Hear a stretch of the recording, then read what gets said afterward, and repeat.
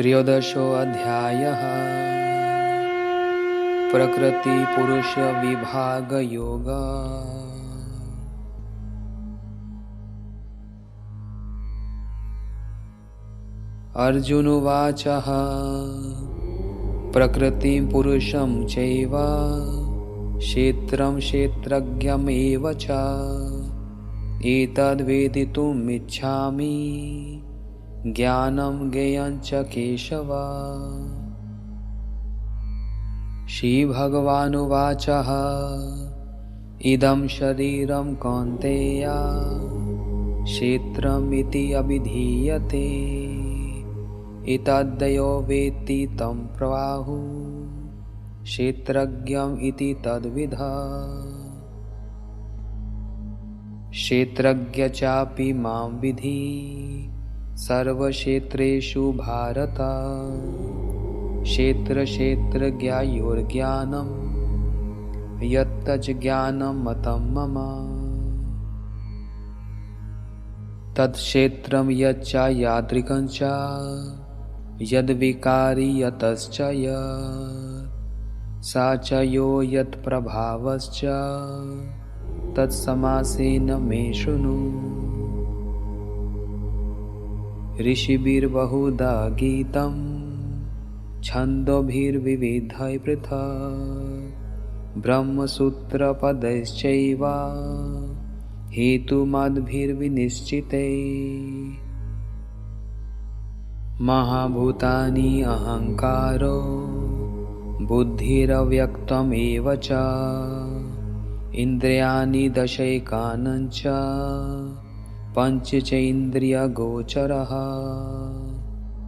इच्छा द्वेषः सुखं दुःखं सङ्घातश्चेतना धृतिः एतत् क्षेत्रं समासेन सविकारमुदाहृतम्। अमानित्वम् अदम्भितम् अहिंसा शान्ति आर्जवम् आचार्योपासनं शौचं स्थैर्यम् आत्मविनिग्रहः। इन्द्रियार्थेषु वैराग्यम् अनहङ्कार एव च जन्म मृत्यु जरा व्याधि दुःखदोषानुदर्शनम्। आसक्ति अनभिस्वङ्गः पुत्रदारगृहादिषु नित्यं च समचितत्वम् इष्टानिष्टोपपत्तिषु। मयि च अन्ययोगेन भक्तिरव्यभिचारिणी विविक्तदेशसेवित्वम् अरतिर्जन्मसंसदि। अध्यात्मज्ञानं नित्यत्वं तत्त्वज्ञान अर्हदर्शनम् एतज्ज्ञानम् इति प्रोक्तम् अज्ञानं यद् अतोऽन्यथा। ज्ञेयं यत्तत् प्रवक्ष्यामि यज्ज्ञात्वामृतम् अश्नुते अनादिमत्परं ब्रह्म न सत्तन्नासदुच्यते। सर्वतः पाणिपादं तत् सर्वतोऽक्षिशिरोमुखम् सर्वतः श्रुतिमल्लोके सर्वम् आवृत्य तिष्ठति। सर्व इन्द्रियगुणाभासं सर्व इन्द्रियविवर्जितम् असक्तं सर्वभृजै चैव निर्गुणं गुणभोक्तृ च।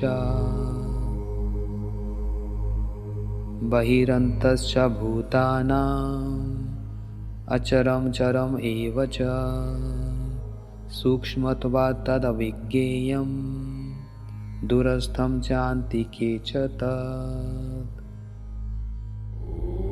अविभक्तं च भूतेषु विभक्तम् इव च स्थितम् भूतभृत् च तद्ज्ञेयम् ग्रीष्णु प्रभविष्णु च। ज्योतिषाम् अपि तज्ज्योतिस्तमसः परमुच्यते। ज्ञानं ज्ञेयं ज्ञानगम्यं हृदि सर्वस्य धिष्ठितम्। इति क्षेत्रं तथा ज्ञानं ज्ञेयं चोक्तं समासतः। मद्भक्ता एतद्विज्ञाय मद्भावयोपपद्यते। प्रकृतिपुरुषञ्चैव विद्यानादि उभावपि विकारंश्च गुणश्चैव विद्धि प्रकृतिसम्भवान्। कार्यकरणकर्तृत्वे हेतुः प्रकृति उच्यते। पुरुषः सुखदुःखानां भोक्तृत्वे हेतुरुच्यते। पुरुषः प्रकृतिस्थितो हि भुङ्क्ते प्रकृतिजान् गुणान्। कारणं गुणसङ्गोऽस्य सदसद्योनिजन्मसु। उपदृष्टानुमन्ता च भर्ता भोक्ता महेश्वर। परमात्मेति चापि युक्तो देही अस्मि पुरुषः परः। स एवं वेत्ति पुरुषं प्रकृतिञ्च गुणैः सह सर्वथा वर्तमानोऽपि न स भूयोऽभिजायते। ध्यानेनात्मनि पश्यन्ति केचिद् आत्मानम् आत्मना। अन्ये साङ्ख्येन योगेन कर्मयोगेन चापरे। अन्ये तमेवम् अजानन्तः श्रुत्वा नेभ्य उपासते। ते अपि चातितितरयन्त एव मृत्युं श्रुतिपरायणः। यावत् सञ्जायते किञ्चित् सत्त्वं स्थावरजङ्गमम् क्षेत्रक्षेत्रज्ञसंयोगात् तद्विद्धि भरतर्षभ। सममं सर्वेषु भूतेषु तिष्ठन्तं परमेश्वरं विनश्यस्तं स विनश्यन्तं यः पश्यति स पश्यति। समं पश्यं हि सर्वत्र समवस्थितम् ईश्वरं न हीनयस्ति आत्मनमात्मनं ततो याति परमागतिम्। प्रकृत्यैव च कर्माणि क्रियमाणानि सर्वशः यः पश्यति तथात्मानम् अकर्तारं स पश्यति। यदा भूतपृथग्भावम् एकस्थम् अनुपश्यति तत एव च विस्तारं ब्रह्म संयुपद्यते तदा। अनादित्वं निर्गुणत्वात् परमात्मायमव्ययः शरीरो स्थिरोऽपि कौन्तेय न करोति न लिप्यते। यथा सर्वगतं सौक्ष्म्यात् आकाशं नोम्लिप्यते सर्वात्रावस्थितो देहे तथात्मानो लिप्यते। यथा प्रकाशयति एकः कृष्णं लोकमिमं रविः क्षेत्रं क्षेत्री तथा कृष्णं प्रकाशयति भारत। क्षेत्रक्षेत्रज्ञायोरेवम् अन्तरं ज्ञानचक्षुषः भूतप्रकृतिमोक्षं च ये विदुर्यान्ति ते परम्। इति श्रीमद्भगवद्गीतासु उपनिषत्सु ब्रह्मविद्यायां योगशास्त्रे श्रीकृष्णार्जुनसंवादे प्रकृतिपुरुषविवेकयोगो नाम त्रयोदशोऽध्यायः।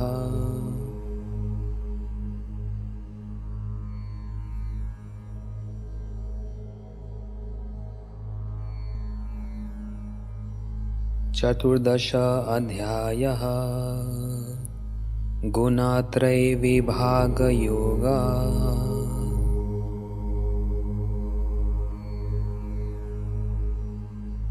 श्रीभगवानुवाच परं भूया प्रवक्ष्यामि ज्ञानानां ज्ञानमुत्तमम् यज्ज्ञात्वा मुनयः सर्वे परां सिद्धिमितो गतः।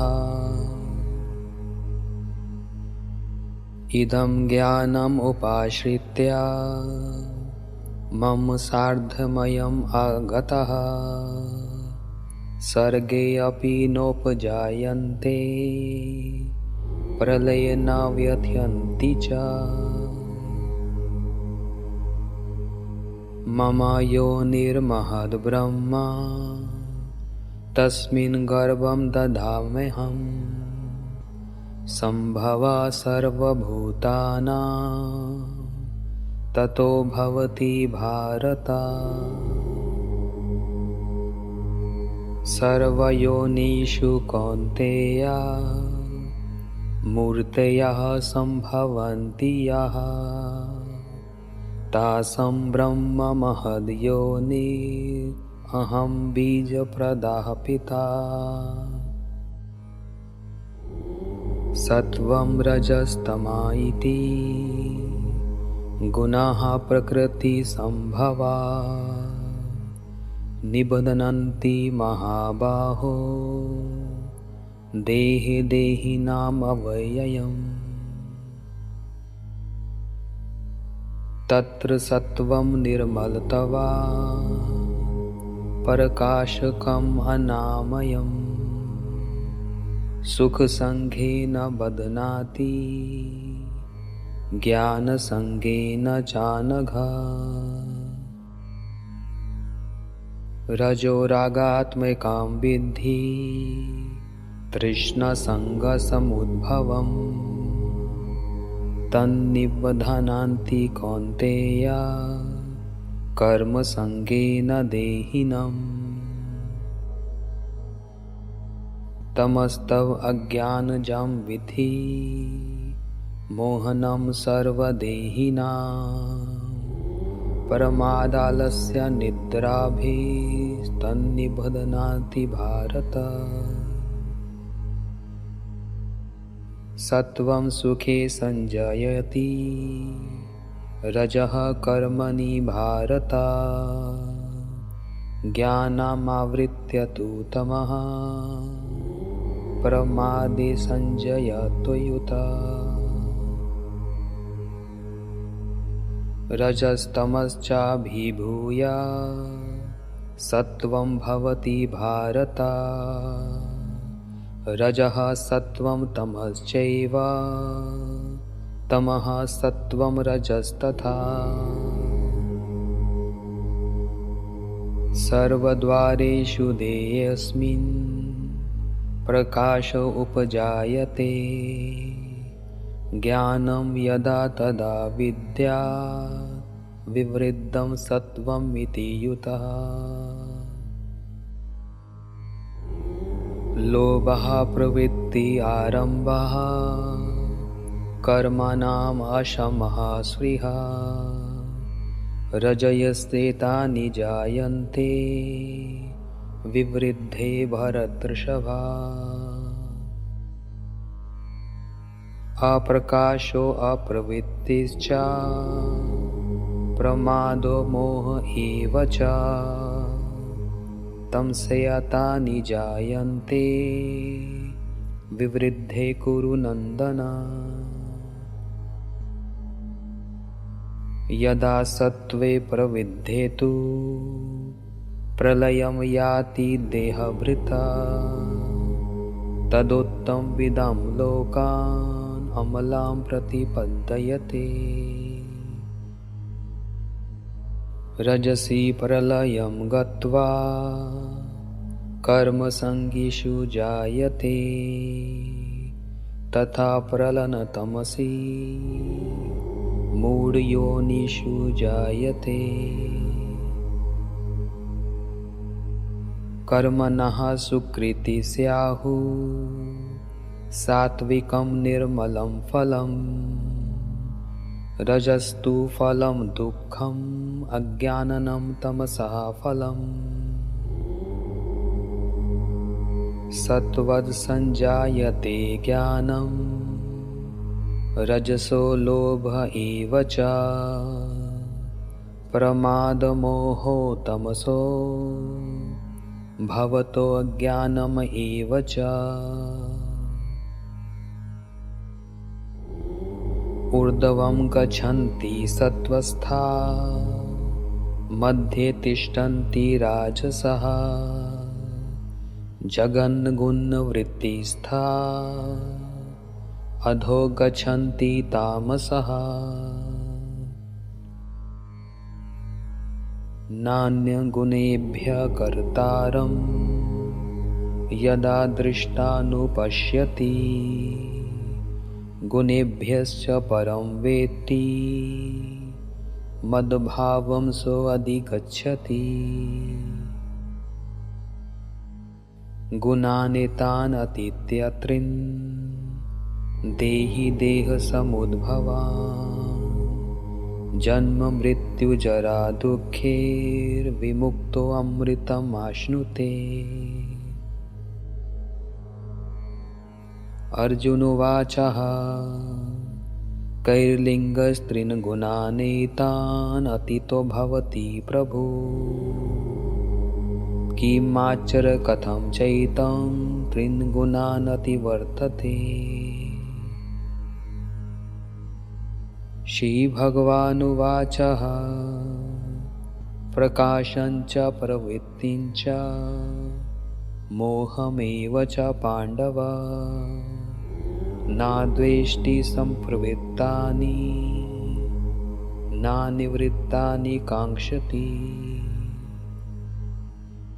उदासीनवद् आसीनो गुणैर्यो न विचालयते गुणा वर्तन्त इत्येवं यो अवतिष्ठति नेङ्गते।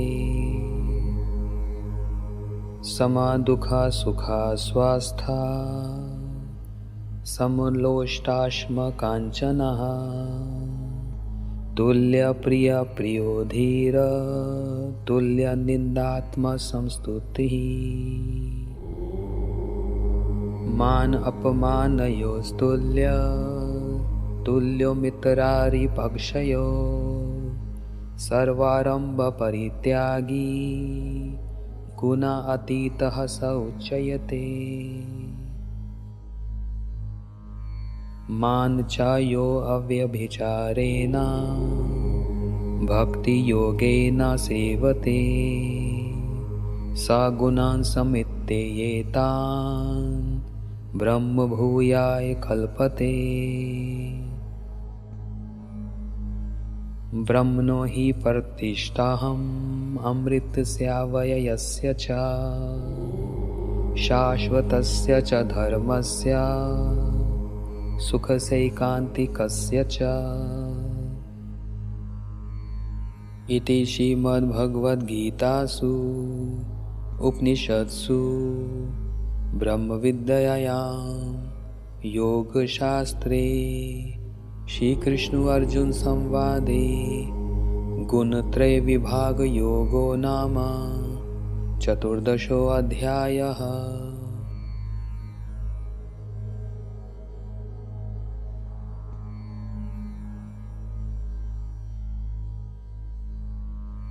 पञ्चदशोऽध्यायः। पुरुषोत्तमयोगः।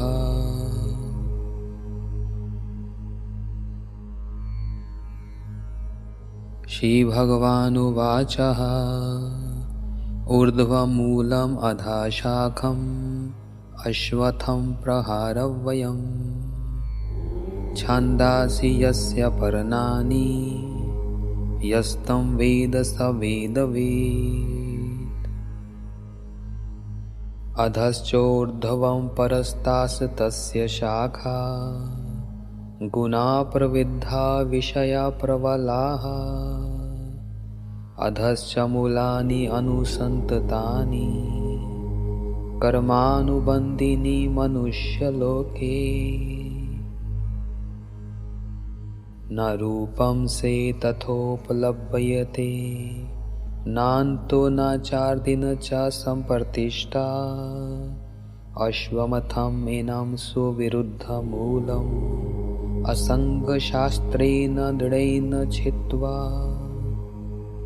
ततः पदं तत्परिमार्गितव्यम् यस्मिन् गता न निवर्तन्ति भूयः।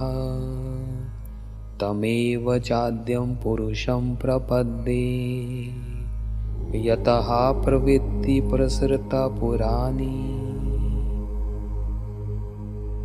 निर्मानमोहजितसङ्गदोष अध्यात्मनित्या विनिर्वृत्तकामः। द्वन्द्वैर्विमुक्तः सुखदुःखसंज्ञैः गच्छन्ति यमूढः पदमव्ययं तत्। न तद्भासयेते सूर्यो न शशाङ्को न पावकः यत् गत्वा न निर्वर्तन्ते तद्धाम परमं मम। ममेवांशो जीवलोके जीवभूतः सनातनः। मनःषष्ठीन्द्रियाणि प्रकृतिस्थानि कर्षति। शरीरं यद् अवाप्नोति यच्चापि उत्क्रमातीश्वरः घृत्वैतानि संयाति वायुर्गन्धानिवाशयात्। श्रोत्रं चक्षुः स्पर्शनं च रसनं घ्राणमेव च अधिष्ठाय मनश्चायं विषयानुपसेवते। उत्क्रमान्तं स्थितिं वापि भुञ्जानमं वा गुणान्वितं विमूढानानुपश्यन्ति पश्यन्ति ज्ञानचक्षुषः। यतन्तो योगिनश्चैनं पश्यन्ति आत्मनि अवस्थितं यतन्तोऽपि अकृतात्मानो नैनं पश्यन्ति अचेतसः। यद् आदित्यगतं तेजो जगद्भासयते अखिलं यच्चन्द्रमसि यद् चाग्नौ तत् तेजो विद्धि मामकम्। गामविश्य च भूतानि धारयामि अहम् ओजसा पुष्णामि चौषधिः सर्वा सोमो भूत्वा रसात्मकः। अहं वैश्रवणारो भूत्वा प्राणिनां देहमाश्रितः प्राणपानसमायुक्तः पचाम्यन्नं चतुर्विधम्। सर्वस्य चाहं हृदि सन्निविष्टो मतः स्मृतिज्ञानमपोहनं च वेदश्च सर्वैरहम् एव वेद्यो वेदान्तकृद्वेदविद् एव चाहम् द्वामिनी पुरुषो लोके क्षरश्चाक्षर एव च क्षरः सर्वाणि भूतानि कुटस्थरो अक्षर उच्यते उत्तमः पुरुषस्तवन्यः परमात्मेति उदाहृतः यो लोके त्रयमविश्य बिभ्रति अव्यय ईश्वरः यस्माक्षरम् अतीतोऽहम् अक्षरादपि च उत्तमः अतोऽस्मि लोके वेदे च प्रथितः पुरुषोत्तमः यो माम् एवम् असम्मूढो जानाति पुरुषोत्तमम् सा सर्वविद् भजति माम् सर्वभावेन भारत इति गुह्यतमं शास्त्रम् इदम् उक्तं मया नघ एतद् बुद्ध्या बुद्धिमान् स्यात् कृतकृतयश्च भारत इति श्रीमद्भगवद्गीतासु उपनिषत्सु ब्रह्मविद्यायां योगशास्त्रे श्रीकृष्ण अर्जुन संवादे पुरुषोत्तम योगो नाम 15 अध्यायः।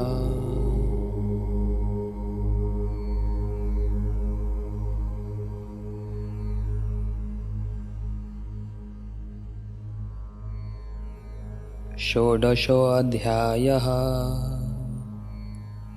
देवासुर संपद योगः।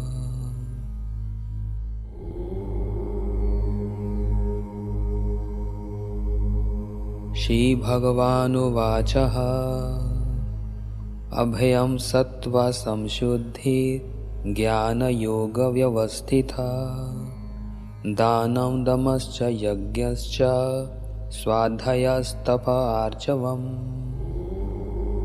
अहिंसा सत्यम् अक्रोधस् त्यागः शान्तिरूपायशुनम् दयाभूतेषु अलोलुप्त्वम् मार्दवम् हरि आचापलम् तेजः क्षमाधृतिः शौचमद्रोहो नातिमानिता भवन्ति सम्पदं देवीम् अभिजातयस्य भारत दम्भो दर्भो अभिमानश्च क्रोधः पारुष्यमेव च अज्ञानं च अभिजातस्य पार्थ सम्पदमासुरीम्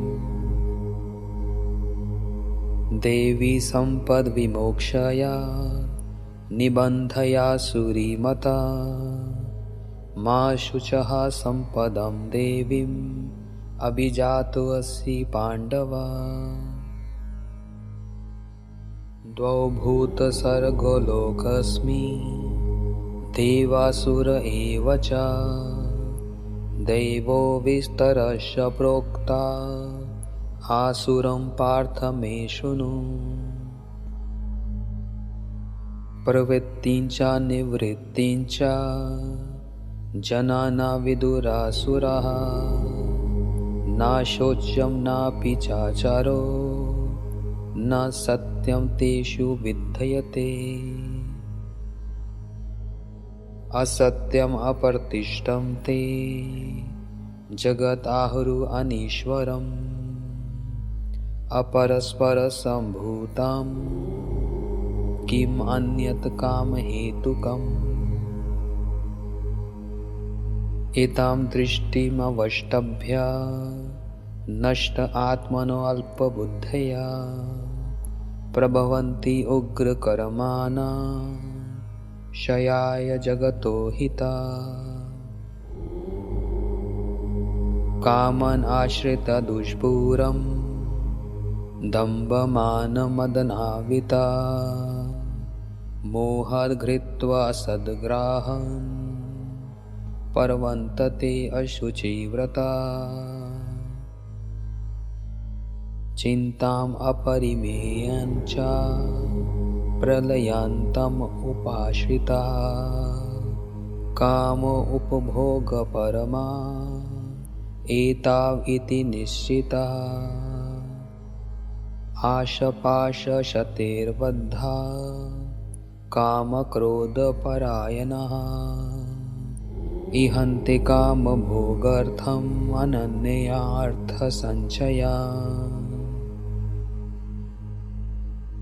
इदम् अद्य मया लब्ध्वम् इदं पराप्स्य मनोरथम् इदम् अस्तीदम् अपि मे भविष्यति पुनर्धनम् असौ मया हता शत्रुर्हनिष्य चापरानपि ईश्वरोऽहम् अहं भोगी सिद्धोऽहं बलवान् सुखी आढ्यो अभिजनवानस्मि को अन्यो अस्ति सदृशो मया यक्ष्ये दास्यामि मोदिष्ये इति अज्ञानविमोहिता अनेकचित्ता विभ्रान्ता मोहजालसमावृतः प्रसक्तः कामभोगेषु पतन्ति नरकेषु च आत्मसम्भावितः स्तब्धा धनमानमदान्वितः यजन्ते नाम यज्ञस्ते दम्भेनाविधिपूर्वकम् अहङ्कारबलं दर्पं कामं क्रोधनं च संश्रितः माम आत्मपरादेहेषु प्रदविशन्तो अभयासूयकः तानहं दुष्टता क्रूरा संसारेषु नराधमा क्षिपामि अजस्रशुभम् असुरेषु एव योनिषु असुरीं योनिम् आपनन्ना मूढा जन्मनि जन्मनि माम् अप्राप्येव कौन्तेय ततो यान्ति अधमां गतिम् त्रिविधं नरकस्येदं द्वारं नाशनमात्मनः कामः क्रोधस्तथा लोभः तस्मात् एतत्त्रयं त्यजेत् एतैर्विमुक्तः कौन्तेय तमोद्वारस्त्रिभिर्नरा आचरयेति आत्मना श्रेयः ततो याति परमां गतिम् यः शास्त्रविधिमुत्सृज्य वर्तते कामचारतः न स सिद्धिमवाप्नोति न सुखं न परां गतिम् तस्मात् शास्त्रं प्रमाणं ते कार्यकार्यं व्यवस्थितो ज्ञात्वा शास्त्रविधो नोक्तं कर्म कर्तुमिहार्हसि इति श्रीमद्भगवद्गीतासु उपनिषत्सु ब्रह्मविद्यायां योगशास्त्रे श्रीकृष्णार्जुनसंवादे देवासुरसम्पद्विभागयोगो नाम षोडशोऽध्यायः।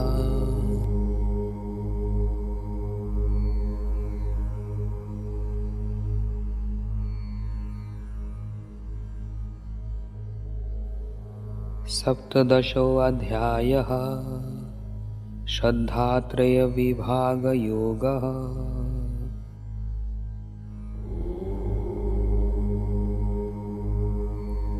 अर्जुनोवाच ये शास्त्रं विधिमुत्सृज्य यजन्ते श्रद्धयान्वितः तेषां निष्ठा तु का कृष्ण सत्त्वमहो रजस्तमः। श्रीभगवानुवाच त्रिविधा भवति श्रद्धा देहिनां स्वस्वभावजा सात्विकी राजसी चैव तामसी चेति तां शृणु। सत्त्वानुरूपा सर्वस्य श्रद्धा भवति भारत श्रद्धामयोऽयं पुरुषो यो यश्रद्धया स एव स।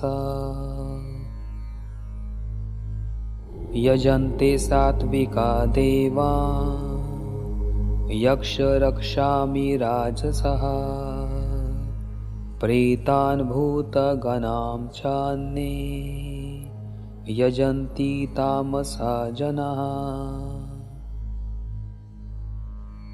अशास्त्रविहितं घोरं तपयन्ति ये तपो जनाः दम्भ अहङ्कारसंयुक्तः कामरागबलान्वितः कर्षयन्तः शरीरस्थं भूतग्रीमाम् अचेतसः मान चैवान्तः शरीरस्थं तान् विद्धि असुरनिश्चयान्। आहारस्तवपि सर्वस्य त्रिविधो भवति प्रियः यज्ञस्तपस्तथा दानं तेषां भेदमिमं शृणु। आयुः सत्त्वबलारोग्य सुखप्रीतिविवर्धनः रस्यः स्निग्धः स्थिरहृदयः आहारः सात्विकः प्रियः। कटव अम्ललवणेत्यौष्णातितीक्ष्णरुक्षविधानिः आहारराजसयेष्टा दुःखशोकामयप्रदा।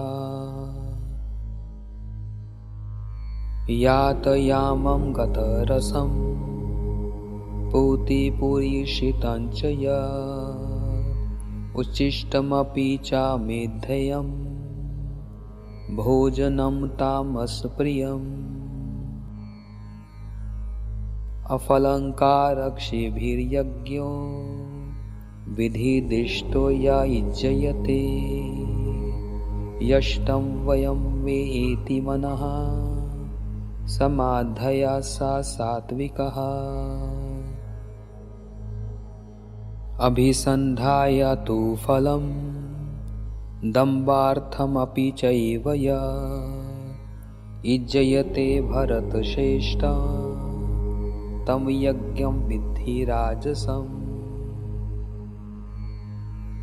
विधिहीनम् अश्रितानां मन्त्रहीनमदीक्षणं श्रद्धाविरहितं यज्ञं तामसं परिचक्षते।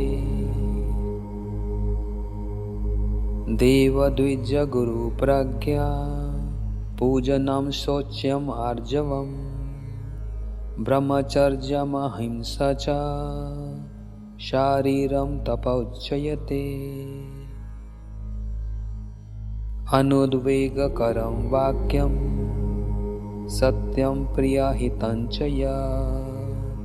स्वाध्यायाभ्यसनं चैव वाङ्मयं तपोच्यते। मनः प्रसादः सौम्यत्वं मौनम् आत्मविनिग्रहः भावसंशुद्धिरिति एतत् तपोमानसमुच्चयते। श्रद्धया परया तप्तं तपस्तत्त्रिविधं नरे।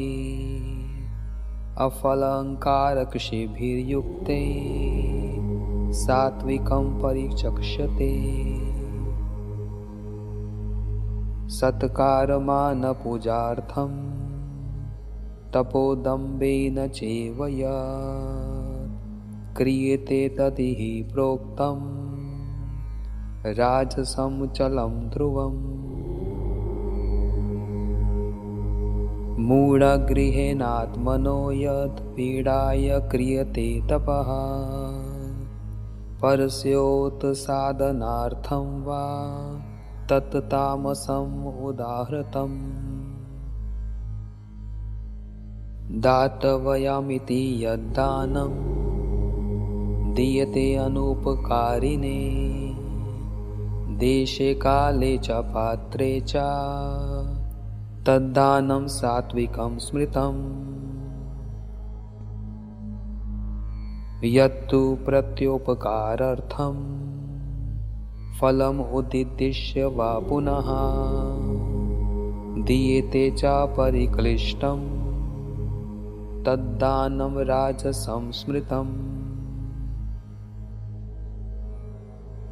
अदेशकाले यद्दानम् अपात्रभ्यश्च दीयते असत्कृतम् अवज्ञातं तत् तमसम् उदाहृतम्। ॐ तत्सद् इति निर्देशो ब्राह्मणस्त्रिविधः स्मृतः। ब्राह्मणस्तेन वेद च यज्ञ च विहितः पुरा। तस्माद् ॐ इति उदाहृत्य यज्ञदानतपः क्रियाः प्रवर्तन्ते विधानोक्ताः सततं ब्रह्मवादिनाम्।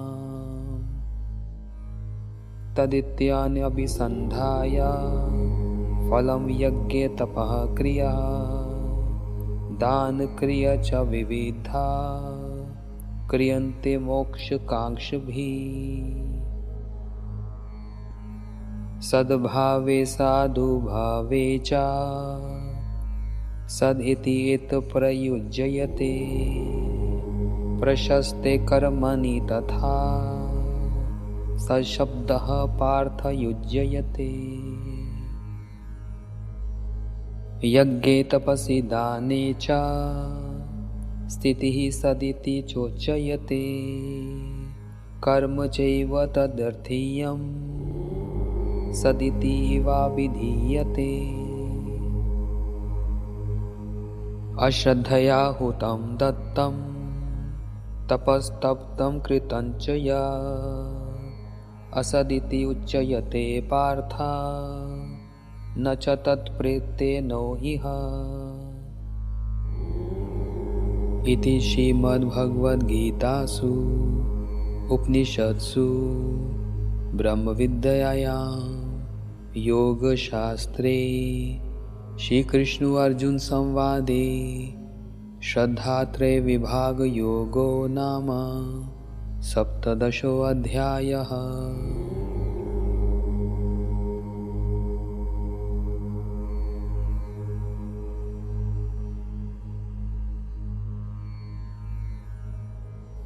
अष्टादशोऽध्यायः मोक्षयोगः।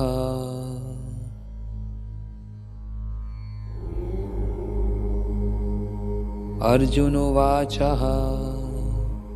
सन्न्यास्य महाबाहो तत्त्वमिच्छामि वेदितुं त्यागस्य च ऋषिकेश पृथक् केशिनिषूदन। श्रीभगवानुवाच कामयानं कर्माणं न्यासं संन्यासं कव्यो विधो सर्वकर्मफलत्यागं प्राहुस्त्यागं विचिक्षणः त्याज्यं दोषवदिति एके कर्म प्राहुर्मनीषिणः यज्ञदानतपः कर्म न त्याज्यमिति चापरे निश्चयं शृणु मे तत्र त्यागो भरतसत्तमम् त्यागो हि पुरुषव्याघ्रः त्रिविधः सम्परिकीर्तितः यज्ञदानतपः कर्म न त्याज्यं कर्म एव तत् यज्ञो दानं तपश्चैव पावनानि मनीषिणाम् एतानि अपि तु कर्माणि सङ्गं त्यक्त्वा फलानि च कर्तव्यानीति मे पार्थ निश्चितं मतमुत्तमम् नियतस्य तु सन्न्यासः कर्मणो नोपपद्यते मोहतस्य परित्यागस्तामसा परिकीर्तितः दुःखमिति एव यत् कर्म कायक्लेशभयात् त्यजेत् स्वकृत्वा राजसं त्यागं नैव त्यागफलं लभेत् कार्यमिति एव यत् कर्म नियतं क्रियते अर्जुन सङ्गं त्यक्त्वा फलं चैव स त्यागः सात्विको मतः नाद्वेष्यति अकुशलं कर्म कुशलेनानुसज्जते त्यागी सत्त्वसमाविष्टो मेधावी छिन्नय संशया न हि देभृतः शक्यं त्यक्तुं कर्माण्यशेषतः यस्तु कर्मफलत्यागी स त्यागीत्याभिधीयते अनिष्टमिष्टं मिश्रं च त्रिविधं कर्मणा फलं भवति अत्यागिनं प्रीत्य न तु सन्न्यासिनां क्वचित् पञ्चतयानि महाबाहो कारणानि निबोध मे सांख्यकृतान्ते प्रोक्तानि सिद्धये सर्वकर्मणाम्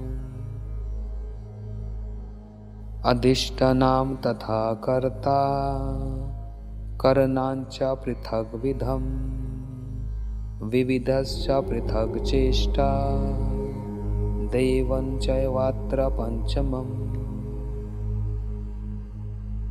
शरीरवान् मनोभिर्यत् कर्म प्रारभीते नरः न्यायं वा विपरीतं वा पञ्चैति तस्य हेतवः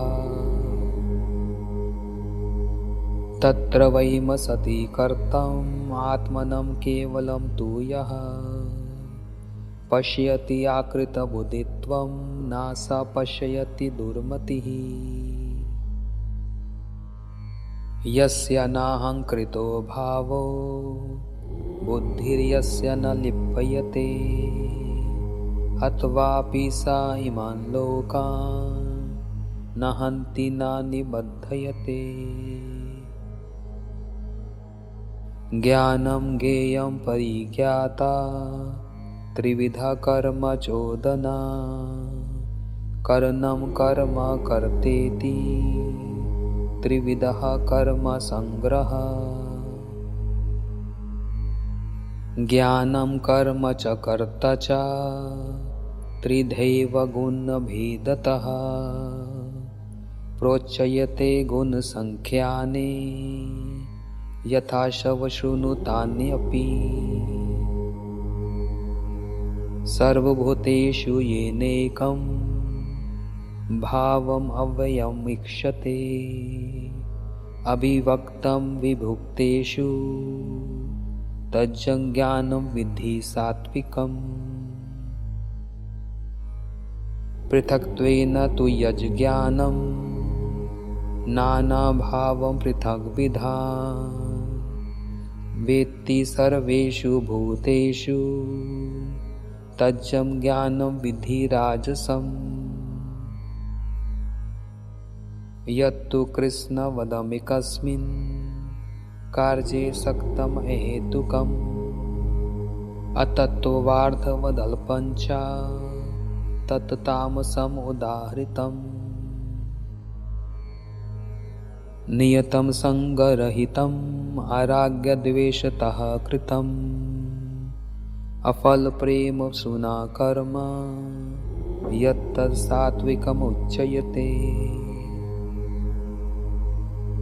यत्तु कामेप्सुना कर्म सहङ्कारेण वा पुनः क्रियते बहुलायासं तद्राजसमुदाहृतम्। अनुबन्धं क्षयं हिंसाम् अनपेक्ष्य च पौरुषम् मोहदराभयते कर्म यत्तत् तामसमुच्यते। मुक्तसङ्गो नाहं वादी धृत्योत्साहसमन्वितः सिद्ध्यसिद्ध्यो निर्विकारः कर्ता सात्विक उच्यते। रागी कर्मफलप्रेप्सु लुब्धहिंस आत्मको अशुचिः हर्षशोकान्वितः कर्ता राजसः परिकीर्तितः। अयुक्तः प्राकृतः स्तब्धः शठो नैष्कृतिको अलसः विषादी दीर्घसूत्री च कर्ता तामस उच्यते।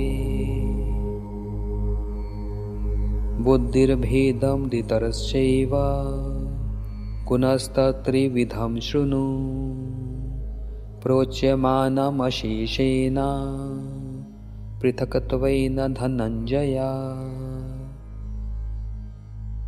प्रवृत्तिं च निवृत्तिं च कार्यकार्ये भयाभये बन्धमोक्षणं च या वेत्ति बुद्धिः सा पार्थ सात्विकी। यया धर्म अधर्मं च कार्यं च कार्यमेव च अयथावत् प्रजानाति बुद्धिः सा पार्थ राजसी। अधर्मं धर्ममिति या मन्यते तमसावृतः सर्वार्थान् विपरीतांश्च बुद्धिः सा पार्थ तामसी। धृत्या यया धार्येते मनः प्राणेन्द्रियः क्रियः योगेन व्यभिचारिणीया धृतिः सा पार्थ सात्विकी। यया तु धर्मकामार्थान् धृत्या धार्यते अर्जुन प्रसंगेन फलाकांक्षी धृतिः सा पार्थ राजसी। यया स्वप्नं भयं शोकं विषादं मदमेव च न विमुच्यन्ति दुर्मेधा धृतिः सा तामसी मता। सुखं त्रिविधानि त्रिविधं शृणु मे भरतर्षभ अभ्यासद्रमते यत्र दुःखान्तं च निगच्छति। यत्तद् अग्रे विषम् इव परिणामे अमृतोपमम् तत्सुखं सात्विकं प्रोक्तम् आत्मबुद्धिप्रसादजम्। विषयेन्द्रियसंयोगात् यत्तद् अग्रे अमृतोपमम् परिणामे विषमेव तत्सुखं राजसंस्मृतम्। यद् अग्रे चानुबन्धे च सुखं मोहनमात्मनः निद्रालस्य प्रमादोत्तमम् तत् तामसमुदाहृतम्। न तदस्ति पृथ्व्यां वा दिवि देवेषु वा पुनः सत्त्वं प्रकृतिजैर्मुक्तम् यद्येभिः स्यात् त्रिभिर्गुणैः। ब्राह्मणक्षत्रियवैश्यां शूद्राञ्च परन्तप कर्माणि प्रविभक्तानि स्वभावप्रभवैर्गुणैः। शमोदमस्तपः शौचं शान्तिरार्जवमेव च ज्ञानं विज्ञानमास्तिक्यं ब्रह्मकर्म स्वभावजम्। शौर्यं तेजो धृतिर्दाक्ष्यं युद्धे चापलायनं दानमीश्वरभावश्च शत्रुकर्म स्वभावजम्। कृषिगोरक्षवाणिज्यं वैश्यकर्म स्वभावजम्। परिचर्यात्मकं कर्म शूद्रया सेवापि स्वभावजम्। स्वे स्वे कर्मण्यभिरतः संसिद्धिं लभते नरः स्वकर्मनिरतं सिद्धिं यथा विन्दति तर्षुनुः।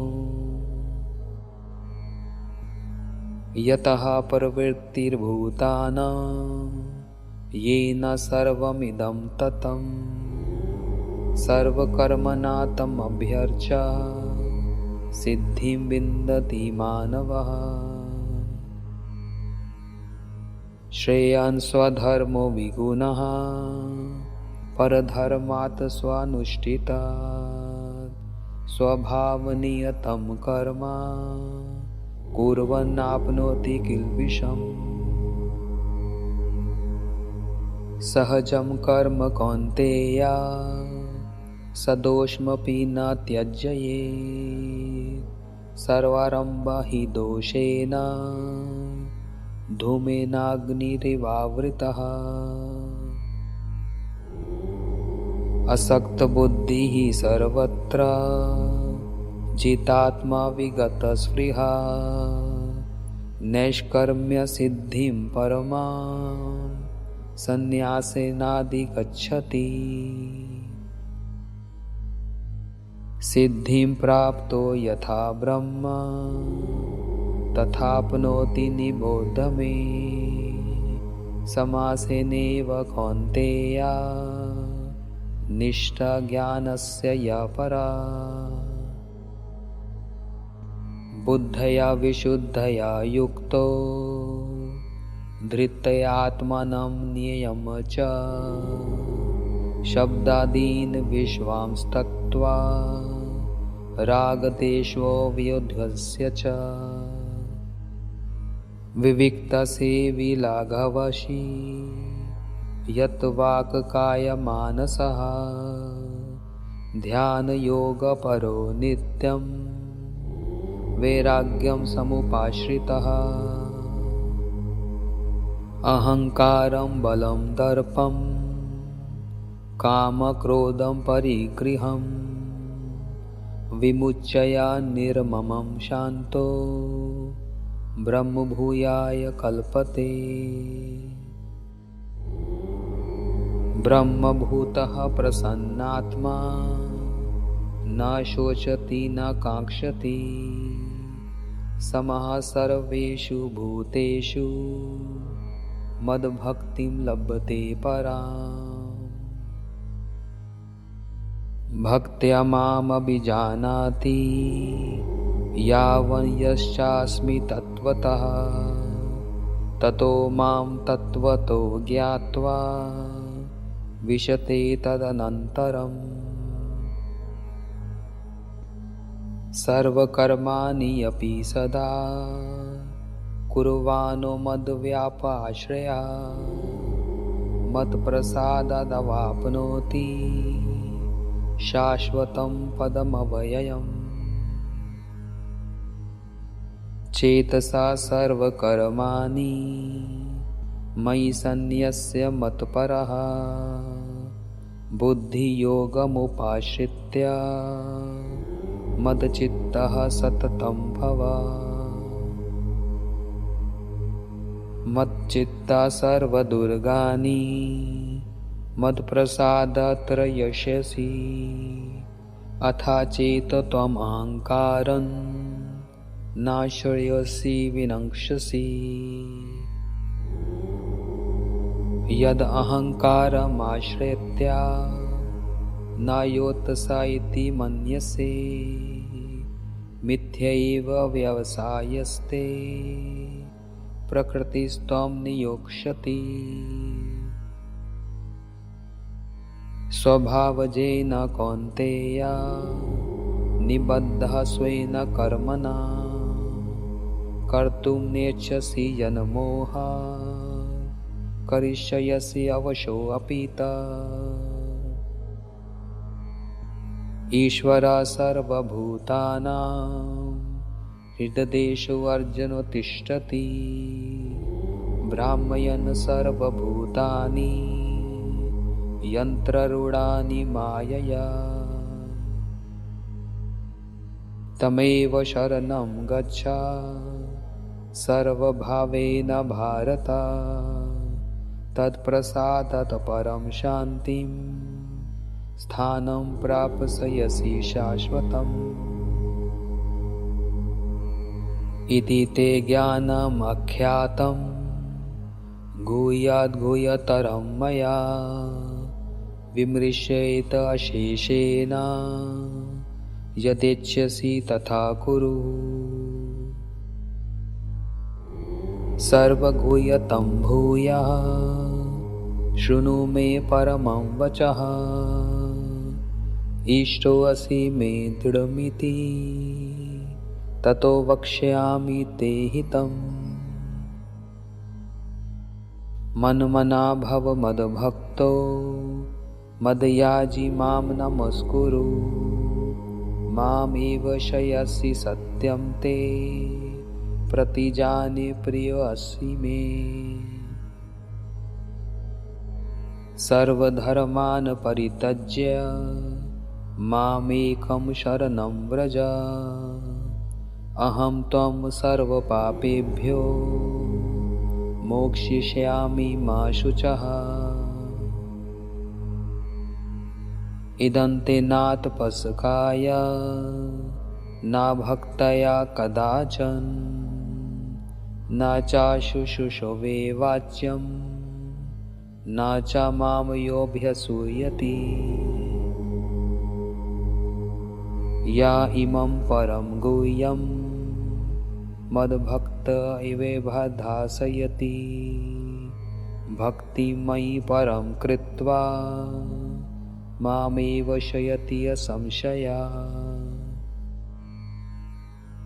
न च तस्मन्मनुष्येषु कश्चिन्मे प्रियकृतमः, भविता न च मे तस्मादन्यप्रियतरो भुवि। अध्येशयते च य इमं धर्म्यं संवादमावयोः, ज्ञानं यज्ञेन तेनाहम् इष्टस्यामिति मे मतिः।